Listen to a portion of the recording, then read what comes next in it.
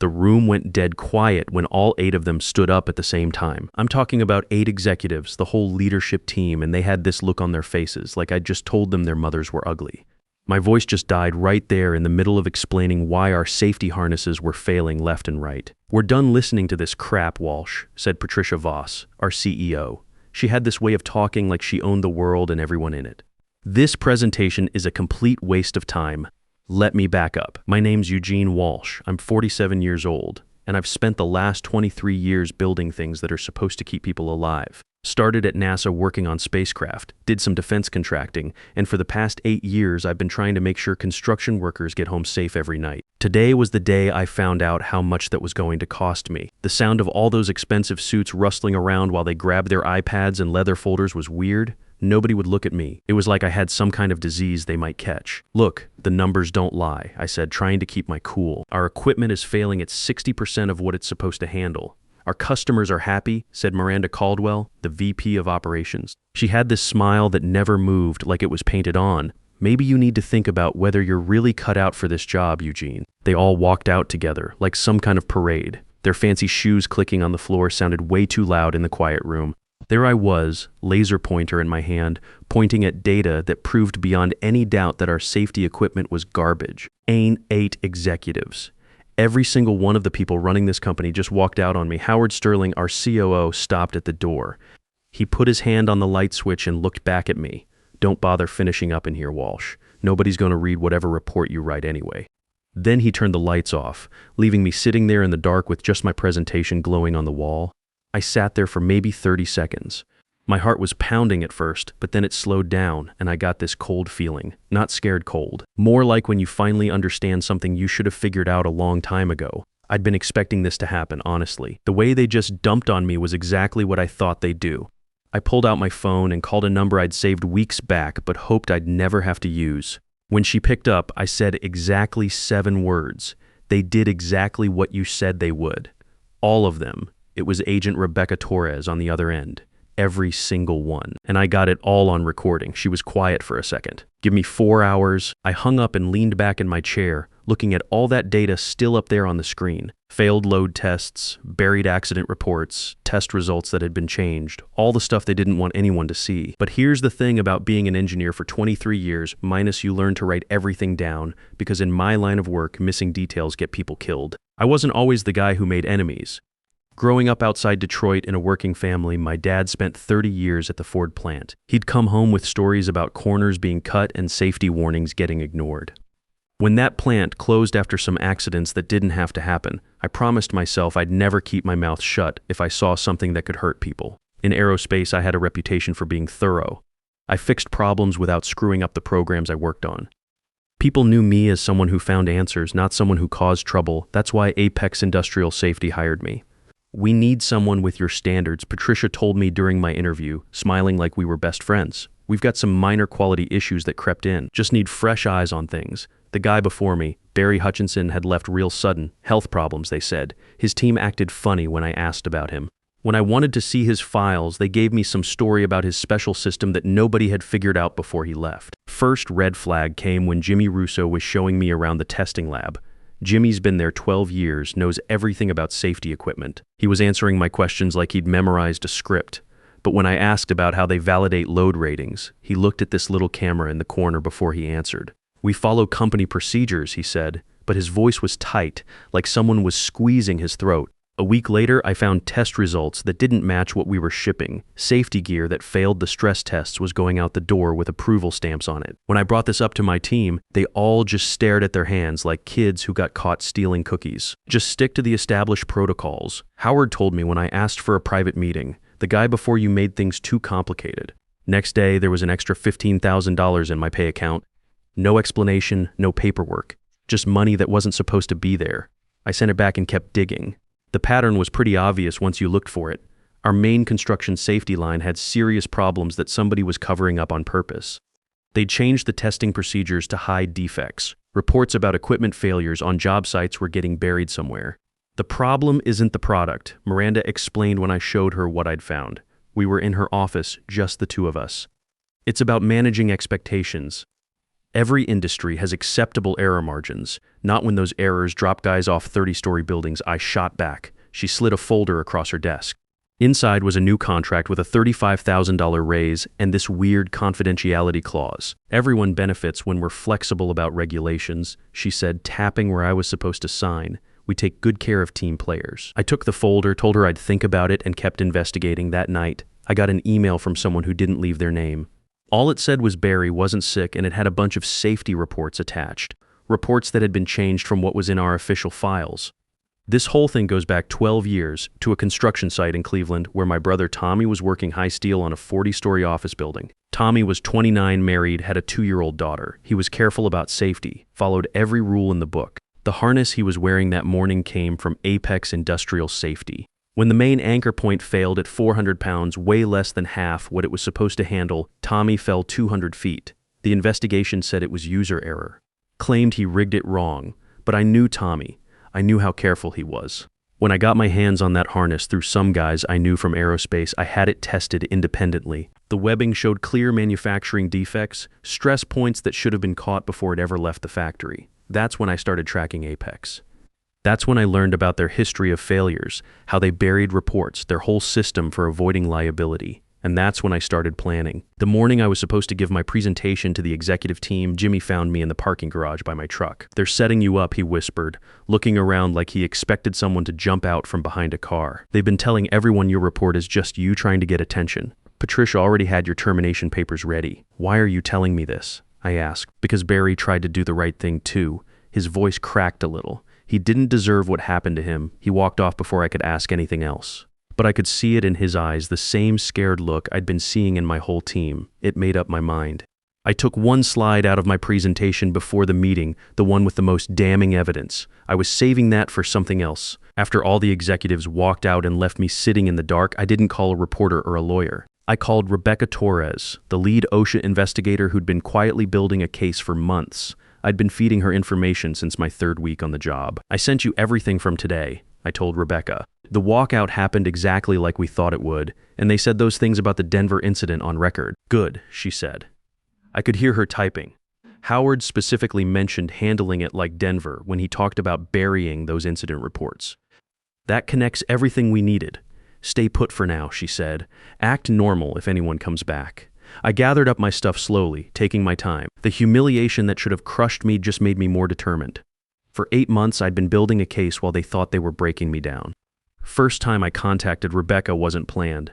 I found her name in files Barry had hidden and encrypted. Barry didn't leave because he was sick. He'd been documenting the same problems I found. His final report disappeared the same day he did. When I reached out to Rebecca, she was careful about what she said. "Barry stopped answering my calls 6 months ago. She told me. Company said he was unavailable due to medical leave. He's not sick," I said. According to his wife, who I tracked down, he took a big settlement with a gag order after they threatened to charge him with fraud. That's when we started working together. We knew going at them head-on wouldn't work. They had too many lawyers, too much money to bury any accusations. We needed them to hang themselves, preferably where we could record it. I walked through the empty hallways to my office after the meeting. Everything felt different now, like the air was charged. I checked my watch 2 hours until Rebecca's team made their move. My office door was open. Miranda was sitting in my chair, turned toward my computer. "That was quite a show," she said. "Dramatic, but not really surprising considering your attitude." I set my stuff down. "Something else you wanted to say that you couldn't say in front of the group?" She had that painted-on smile again. "You know, Eugene, I actually argued for hiring you. Your aerospace background impressed me, but you got the wrong idea about your job from day one." She stood up, smoothing down her skirt. "Your position is terminated. Effective immediately. Security will walk you out in 20 minutes. Her eyes got narrow. "Whatever materials you've collected, stay here. All of it. The company owns everything you created while you worked here." "I understand," I said. Something about how calm I was made her suspicious. "This isn't a discussion, Eugene. You've made enemies of people who don't forget. People with connections across this entire industry. Is that a threat? It's reality. Your career ended when you decided to go against this team." She headed for the door. "I respect your principles, even though they're misguided. But principles don't mean much against 8 executives who all agree you're done." "You're right," I said. "No one's going to believe my word against yours." After she left, I opened my desk drawer. Inside was a small recording device that had been capturing every conversation in my office for 10 weeks. I slipped it in my pocket just as my phone buzzed. Text from Rebecca. Ahead of schedule. Team arriving now. Lobby in 10. I grabbed my personal stuff, just enough to look like I was cooperating. Walking through the department, my team watched me like they were at a funeral. Some of them knew what was coming, others thought they were watching me get destroyed. Jimmy caught up with me by the elevators. They're saying you tried to blame manufacturing for design problems, he whispered. Patricia's already announcing your replacement. Is that what they're saying? I hit the down button. Interesting timing. What are you going to do now? The elevator doors opened. Sometimes I said getting in, you have to let people think they've won before they realize they've lost. The lobby was busy with the usual afternoon crowd when the front doors swung open. 6 people in dark suits walked in, led by Rebecca herself. Her badge was already out as she walked up to the security desk. OSHA Enforcement Division. She announced loud enough for everyone to hear. We have a warrant to search company records and conduct interviews. The security guard looked like he was about to have a heart attack. He grabbed his phone and started making calls. Within minutes, the whole lobby turned into controlled chaos. Employees stopped what they were doing to watch. People started pulling out their phones. Someone from legal came running down, demanding to see paperwork. I stood by the reception desk, watching Rebecca hand over documents and explain the situation like she was reading from a manual. Her team split up and headed for the elevators with very nervous legal people following them around. Patricia showed up looking like her hair was on fire, giving orders to some junior lawyer who looked more scared by the minute. When she spotted me, her face went from angry to suspicious real quick. She walked over and positioned herself so I couldn't see what was happening. I hope you understand what you've done, she said quietly. This little tantrum is going to destroy more than just your career. Sounds serious, I said. Maybe you should share those concerns with the agents upstairs. Her face went tight. You signed confidentiality agreements. Anything you shared violated was reported through proper OSHA channels. I finished. Nothing outside standard regulatory requirements. You could see the color drain from her face when she realized what I was saying. I hadn't leaked anything to reporters or competitors. I just followed mandatory reporting protocols they'd been ignoring for years. You have no idea what you're dealing with, she said, lowering her voice. This company has survived worse than one angry engineer. I looked her right in the eye. I'm not angry, Patricia. I'm doing exactly what you hired me to do, making sure safety standards are met. Something about my expression made her step back. Security will escort you out immediately. Actually said a voice behind her. Mr. Walsh will be staying to help with our investigation. Rebecca was standing there with her badge visible. We have some questions about the presentation that was interrupted earlier today. The next 4 hours felt like watching a machine take apart a watch. Agents moved through the building, securing computers and files. Executives got pulled into separate rooms for interviews. Employees stood around watching years of careful lies fall apart in real time. I sat in a conference room, not the same one from earlier, answering questions and explaining things while Rebecca's team put together their case. Through the glass walls, I could see people getting more and more freaked out as whiteboards got filled with timelines and connections. At 4:30, Howard got walked out of his office looking like he'd seen a ghost. By 5:15, 6 more executives followed, not in handcuffs, but definitely not running anything anymore. When they walked past the conference room where I was sitting with Rebecca, Patricia looked right at me. The look on her face when she finally understood that the engineer they'd written off as incompetent had systematically destroyed their entire operation that was almost worth 8 months of being treated like garbage. But that was just the beginning. What none of them knew was that tomorrow morning their whole house of cards was going to collapse in ways they couldn't even imagine. The evidence we collected today was just one piece of a bigger puzzle that had been building for years before I even got there. I drove home that night thinking about Tommy, about how he always double-checked his rigging, how he'd taught me to never trust equipment until you tested it yourself, about his little girl who's 14 now and barely remembers her dad, about all the other guys who might not go home to their families if someone doesn't speak up. My ex-wife called while I was having a beer on my back porch. Saw the news, she said. You okay? Yeah, I'm good. Kids are proud of you. They saw it online. That meant something. My son's in college now, studying engineering like his old man. My daughter's a senior in high school, wants to be a nurse. They've been watching their dad work on this for months without really understanding what it was about. Tell them thanks, I said. Eugene, she said before hanging up. What you did took guts. The next morning felt different, like the air pressure had changed overnight.